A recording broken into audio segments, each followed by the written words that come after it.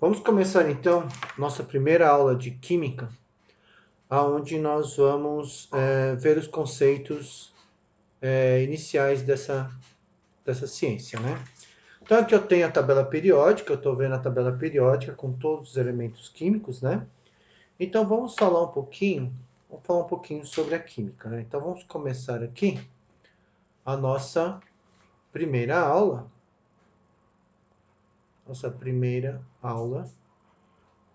de Química, tudo bem? Hoje é dia 28/5/2020. Tá. A química é uma ciência que estuda as transformações da matéria. Então, o objetivo da química, né? Qual seria o objetivo da química? O objetivo da química é estudar as transformações da matéria. Bom, o que seriam essas transformações da matéria, né? Ou seja, nós, ao observar a natureza, nós percebemos que as substâncias, por exemplo, elas passam por diferentes estados. Por exemplo, a gente sabe, por exemplo, que a matéria ela pode ser observada no estado sólido, no estado líquido e no estado gasoso. Tudo bem? Mas isso daqui, essas transformações que a matéria passa, estado sólido, líquido e gasoso, não são transformações químicas. Na verdade, essas três aqui são transformações físicas. Já uma transformação química é quando a matéria ela era uma determinada substância, então eu tenho uma determinada substância, eu tenho uma substância que eu vou chamar de A, e ela se transforma numa outra substância B, onde ao analisar as características da substância A, e depois, analisando as características da substância B, eu vou observar que ela se transformou em outra coisa. É o caso, por exemplo, que quando nós observamos, vamos imaginar uma vela, tá? Ixi, essa vela aqui não tá legal. Vamos imaginar uma vela, por exemplo. Vamos imaginar aqui. Faz de conta que isso daqui é uma vela, tá? A vela, o que a gente acaba observando? Conforme ela vai se consumindo, o que acontece? A gente vê uma fuligem, né, saindo dela, mas a vela praticamente ela desaparece, né? Então o que aconteceu com a vela? A vela ela se consome, ela é consumida, ou seja, para ela emitir luz, ou seja, e produzir calor, ela se consome. Então a gente pode dizer que a substância, a vela ela possui da vela, né? Reage com o oxigênio, tá? E a partir dessa reação ocorre um quê? Vai ocorrer o quê? Uma combustão, tá? Ocorre aqui uma combustão dessa reação da substância da vela com o oxigênio, tá? Produzindo luz e calor. Só que a vela, ela praticamente ela evapora, né? Ela desaparece. O que sai dela? Vapor d'água, fuligem, tá?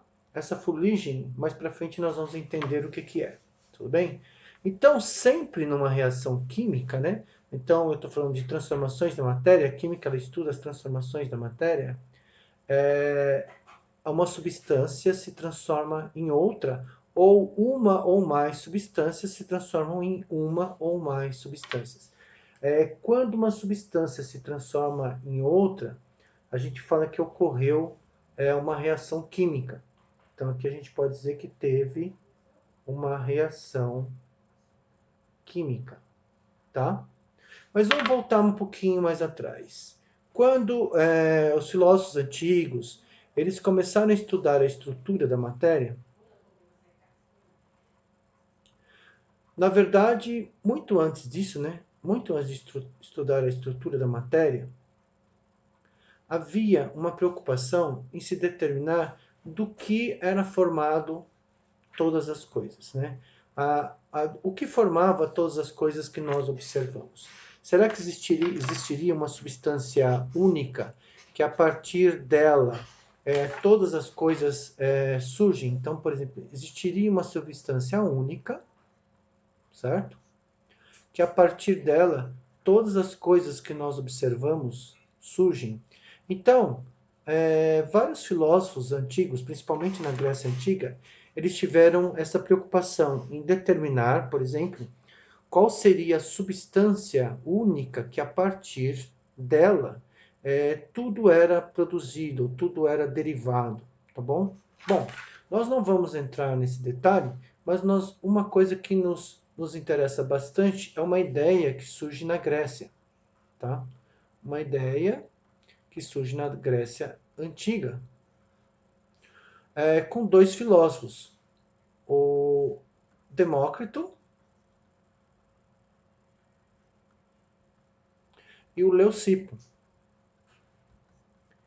Esses dois filósofos, eles têm a ideia de que a matéria, na verdade, ela era formada por átomos, tá? Eles tiveram a ideia de que a matéria seria formada por átomos. E o que seriam os átomos para esses filósofos? Eles imaginaram o seguinte: se a gente pegasse um pedaço de qualquer substância, por exemplo, se eu pegar um pedaço de ferro, por exemplo, tá? Se eu pegar um pedaço de ferro ou um pedaço, por exemplo, de chumbo, né? E se eu começar a dividir, se eu continuar essa divisão, né, eu vou chegar aonde? Eu vou chegar na menor parte possível dessa substância, certo? Então eu vou chegar na menor parte possível dessa substância. E essa menor parte possível da substância, eles deram o nome de átomo, tá? E o que significa átomo em grego? Átomo em grego significa não, o A é uma negação, quando eu nego algo, eu coloco o A na frente, e o tomo é dividir. Ou seja, não seria mais possível dividir, tá? Então, a ideia de átomo para esses dois filósofos, Leucipo e Demócrito, é que eu chegaria na menor parte de uma substância, aonde a partir dali não seria mais possível dividir. Então, a ideia de átomo para os gregos é a menor parte de uma substância. Tudo bem? Mas essa ideia de átomo, defendida por Leucipo e por Demócrito, ela foi superada pela ideia de Aristóteles. Aristóteles, ele tinha a ideia de que tudo era formado pela combinação de quatro substâncias: terra, água, ar e fogo. Então, Aristóteles ele é tipo assim, uma espécie de super filósofo para os gregos. Então, praticamente durante toda a Idade Média, né, essa ideia de que tudo era formado pela combinação dessas quatro substâncias, era possível gerar todas as outras coisas, prevaleceu durante a Idade Média. tá? Mas com o Renascimento surgiram outros filósofos e outros cientistas que começaram a estudar a matéria. E aí nós temos o quê? A ideia de Dalton, tá? Ou seja, nós vamos ter o modelo de Dalton. E o que o Dalton imagina? Ele imagina o seguinte, ele pega aquela ideia, vamos dizer que ele pega aquela ideia, né, do Demócrito e do Leucipo, e aí o que ele faz? Ele cria a sua teoria atômica, né? Ou seja, ele define, por exemplo, que cada substância, cada átomo, né? Cada átomo na natureza teria um certo aspecto, teria uma certa característica, e os átomos seriam únicos, ou seja, eles continuariam não sendo divisíveis, e cada um deles se combinaria com outros tipos de átomos para se ter uma determinada substância. Tudo bem? Bom, o que a gente vai imaginar aqui agora? Se a gente for analisar, então, por exemplo, os átomos,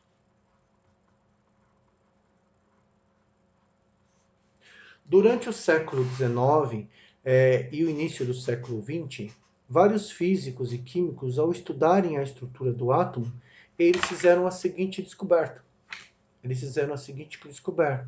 Que o átomo, na verdade, ele não, a palavra, a própria definição é não divisível, estava incorreta. Tudo bem?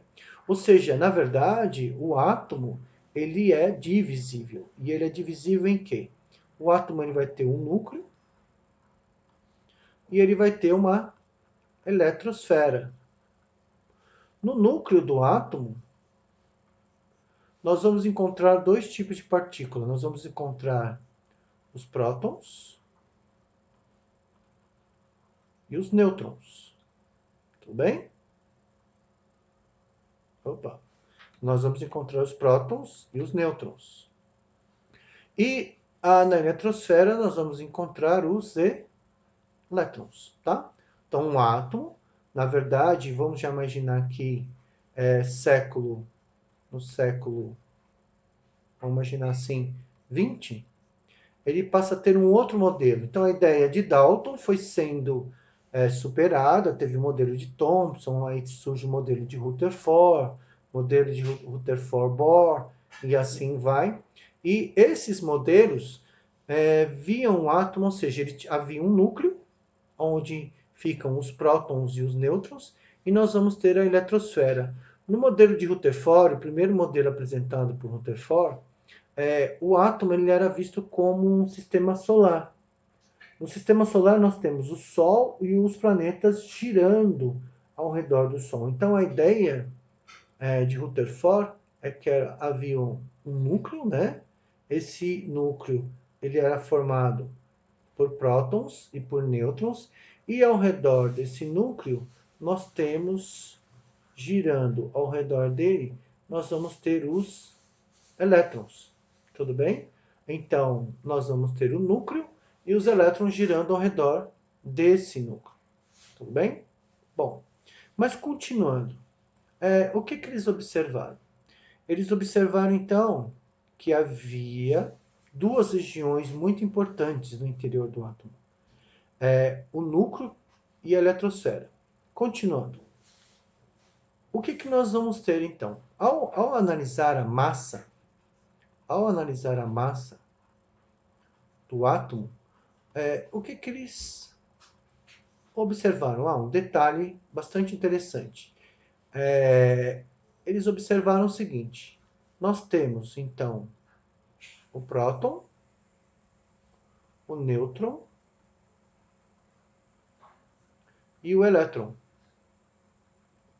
Onde eu sei, por exemplo, que comparando as massas entre eles, é definido, por exemplo, que o próton ele teria a massa 1, o nêutron teria a massa 1 também, e a massa do elétron seria 1840 vezes, aproximadamente entre 1836 e 1840 vezes, menor do que a massa de um próton. Tudo bem? Ou seja, A massa do elétron ela é praticamente desprezível em relação à massa do próton e do nêutron.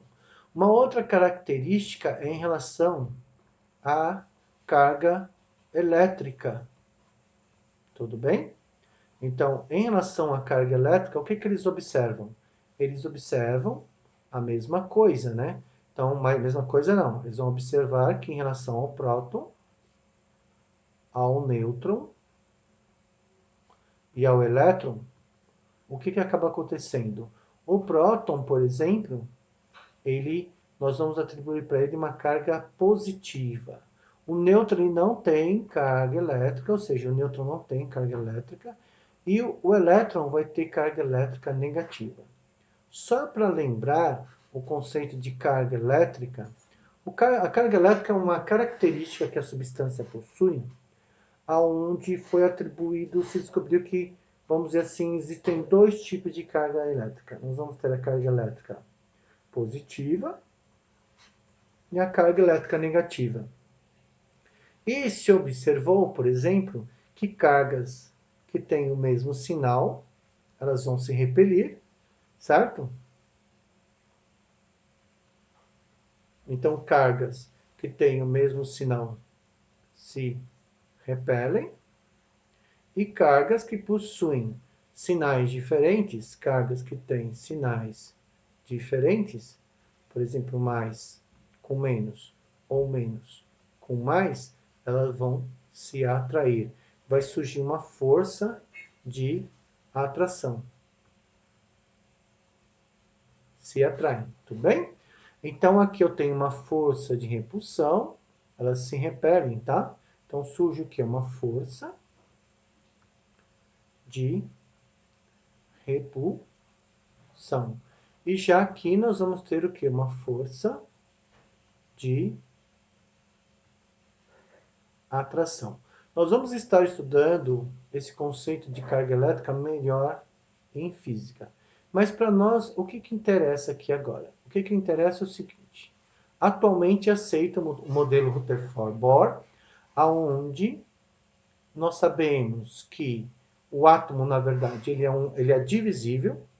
Ele é divisível em prótons, elétrons e nêutrons. Só por curiosidade, existem outras partículas, tá? No núcleo.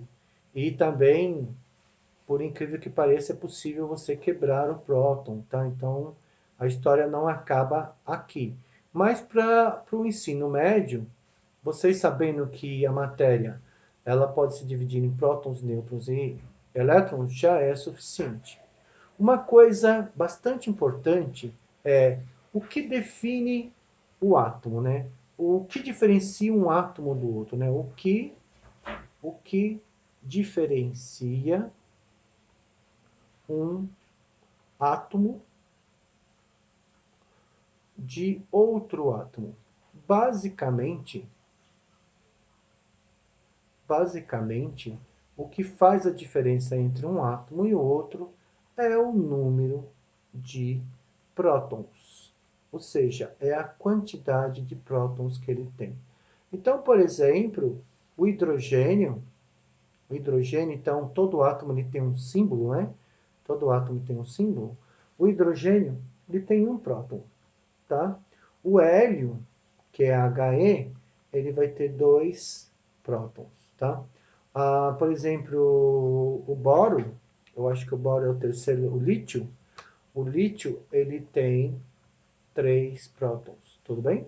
Então, é a quantidade de prótons que diferencia um elemento químico do outro, um átomo do outro. Uma outra coisa importante que é bom já a gente cifrar, ou seja, é o seguinte, átomo, quando eu falo átomo e quando eu falo elemento químico, é a mesma coisa, tá? Ou seja, elemento químico e átomo são sinônimos, tudo bem? Então, o que caracteriza o átomo? Então, o que diferencia um átomo do outro? Ou seja, a quantidade de prótons que esse átomo tem. Em relação ao nome, que é dado ao átomo, o nome de um átomo, nós vamos observar o seguinte.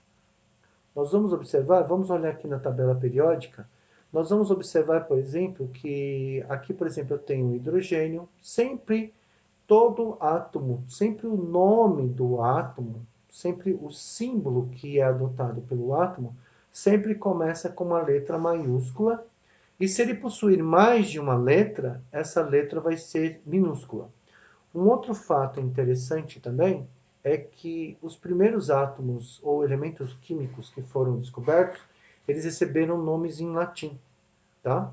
Então, muitas vezes o símbolo que nós vamos observar não tem muito a ver com o nome em português. Então, por exemplo, o hidrogênio, o símbolo dele é H, tá? É o símbolo do elemento químico hidrogênio, tá?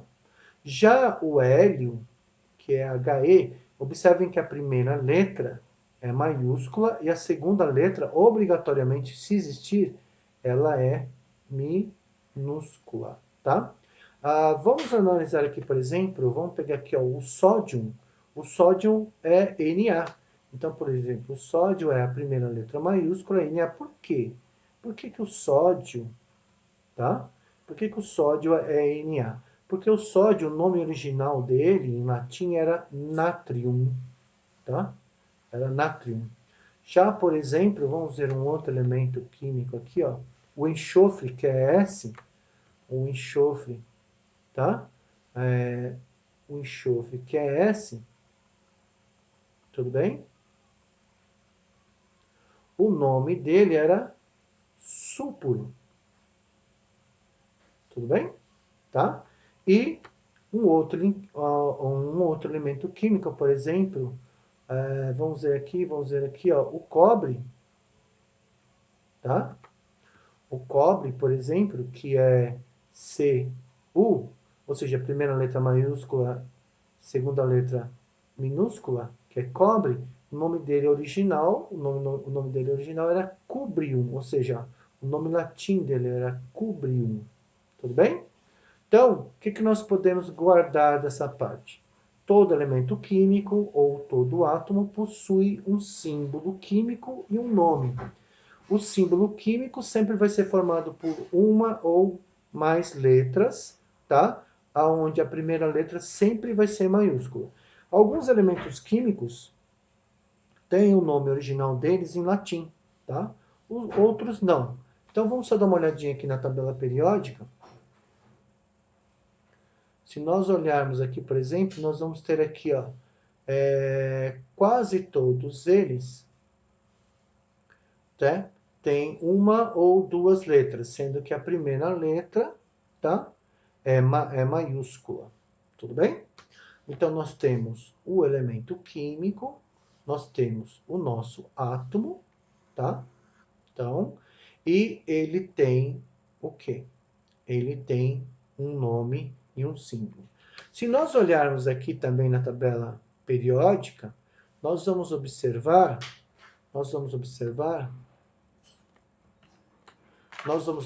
que nós vamos ter dois números. Um número em cima, e nós vamos observar que nós temos um número embaixo, tá? O que seriam esses números? Por exemplo, vamos pegar aqui, por exemplo,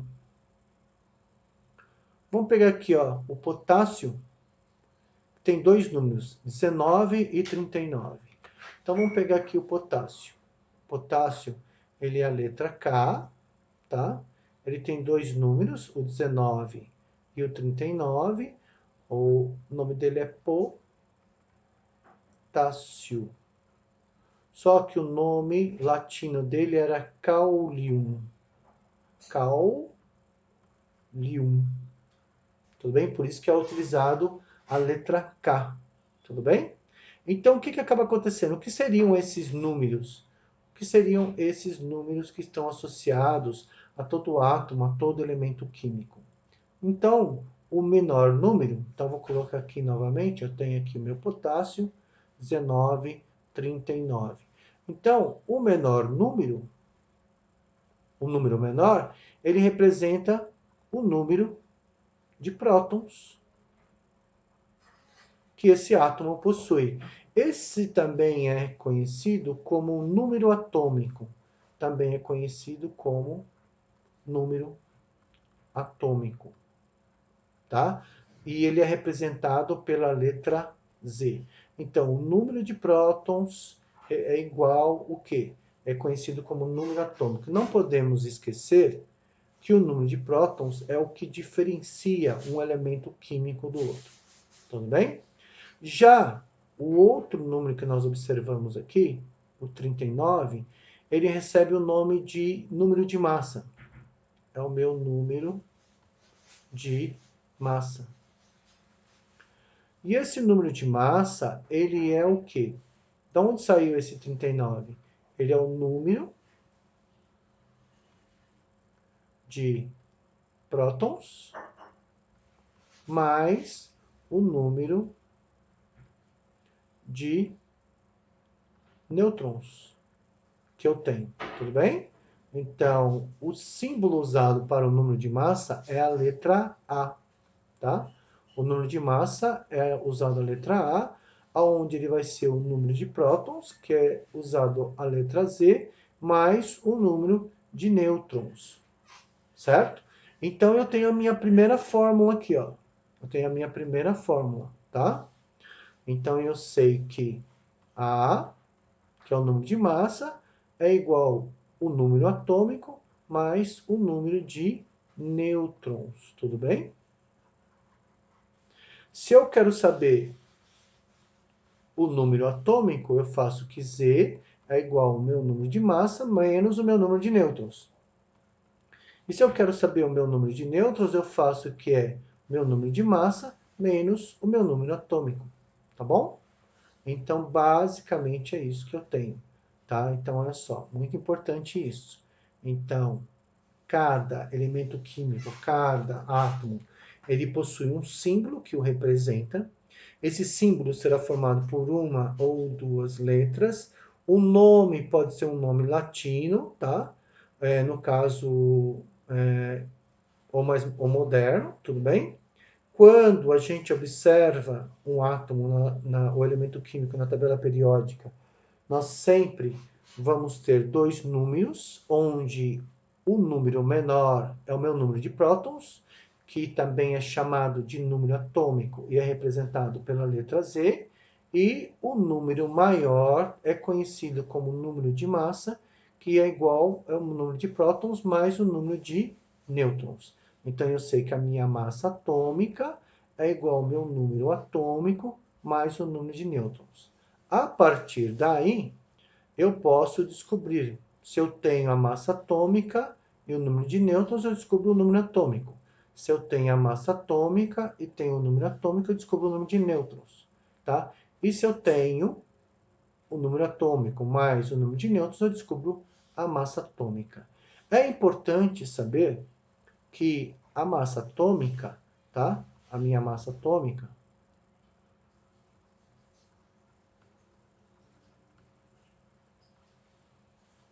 ela representa quem? O núcleo, né? O núcleo do átomo, tá? Tudo bem? Aqui também é conhecido como o número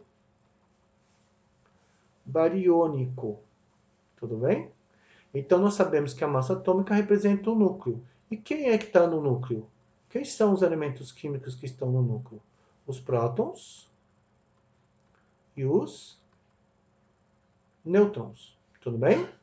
Agora, vamos só mais um pequeno detalhe. Vamos analisar aqui, por exemplo. Vamos analisar aqui, vamos pegar, por exemplo, o nitrogênio, que ele tem número atômico 7 e número de massa 14. Então, pegando aqui o nitrogênio, vamos colocar o símbolo do nitrogênio, que é N. Vou colocar o número atômico do nitrogênio, que é 7, e vou colocar a massa atômica do nitrogênio, que é 14. Se a gente observar, o que significa isso? O Z ele representa o quê? O Z ele representa o meu número de prótons. Então, eu sei que eu vou ter 7 prótons.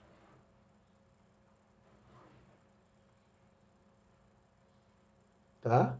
Eu vou ter 7 prótons. E a carga do próton é positiva. Tudo bem? Eu sei também que o número de massa é 14. Para ser 14, eu tenho que ter 7 nêutrons também. Então, eu vou ter 7 nêutrons. O nêutron, ele não tem sinal. Olha o nome do cara. O cara é nêutron. Então, esses daqui formariam quem? Eles formam o meu núcleo. O núcleo do meu átomo. Tudo bem? Girando ao redor desse átomo,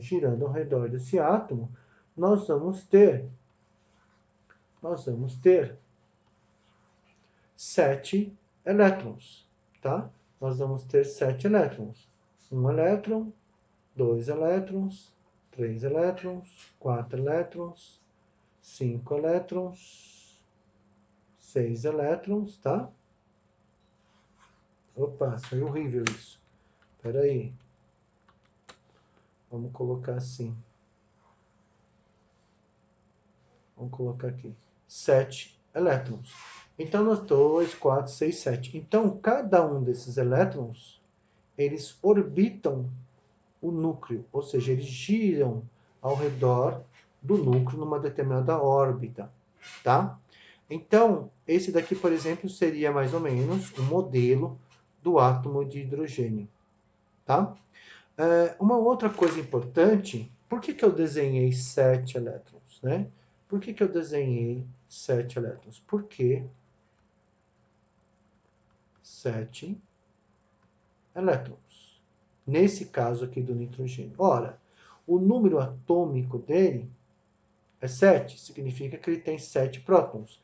Mas eu não tinha falado nada também, até agora, que teria que ter também 7 elétrons. Então vamos analisar agora como nós podemos observar um átomo. O átomo na natureza, geralmente ele é encontrado estável. Então nós vamos ter o átomo, tudo bem? E o átomo nós vamos encontrar um átomo na natureza estável ou instável, tudo bem? Quando é que o átomo ele é estável? O átomo ele é estável quando o número de prótons é igual ao número de elétrons. E quando o átomo ele é instável? Quando o número de prótons é diferente do número de elétrons. Quando o átomo ele é instável, ele recebe um nome especial, ou seja, ele recebe o nome de íon, tudo bem? Mas o que nos interessa aqui no momento é o seguinte: num átomo estável, tá? Num átomo estável, eu sei que, por exemplo, o número de elétrons vai ser igual ao número de prótons. Número de prótons igual ao número de elétrons, tá? E o que isso me garante? O que isso vai me garantir? Me garante que, sendo a maioria dos átomos encontrados na natureza estáveis, eu sei que ao determinar o número de prótons, automaticamente eu estou determinando o número de elétrons. Vamos pegar um outro exemplo aqui na tabela periódica. Vamos pegar aqui, por exemplo, o neônio, carbono, não, nitrogênio, o frâncio, não, o frâncio é muito alto. Vamos pegar aqui o ferro.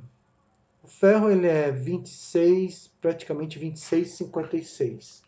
Então, vamos pegar aqui um átomo de ferro, tudo bem? Então, nós temos o símbolo do ferro, é Fe, primeira letra maiúscula, segunda minúscula. Ferro é de ferrium, tudo bem? E o ferro, ele vai ter dois números. Ele vai ter 26 e 56. Onde eu sei que o número menor, ele representa o meu número atômico. E o número maior representa o número de massa. Tudo bem? Então, esse átomo, nós vamos ver depois como é que eu indico um átomo instável ou um íon. Mas esse átomo eu já posso afirmar que o número de elétrons dele é igual ao número de prótons, ou seja, ele vai ter 26 elétrons também, tudo bem? E que o número de nêutrons dele, olha, se o número de massa é igual ao número atômico, que é igual ao número de prótons, mais o número de nêutrons, então para eu determinar o número de nêutrons, eu faço o número de massa menos o meu número atômico. Então, meu número de nêutrons vai ser quanto? 56 menos 26, tá bom? Então, o número de nêutrons vai ser 30 nêutrons, ok? Bom, vamos terminando por aqui, vamos parando por aqui. Então, esse é o fim dessa aula, tá? Até a próxima.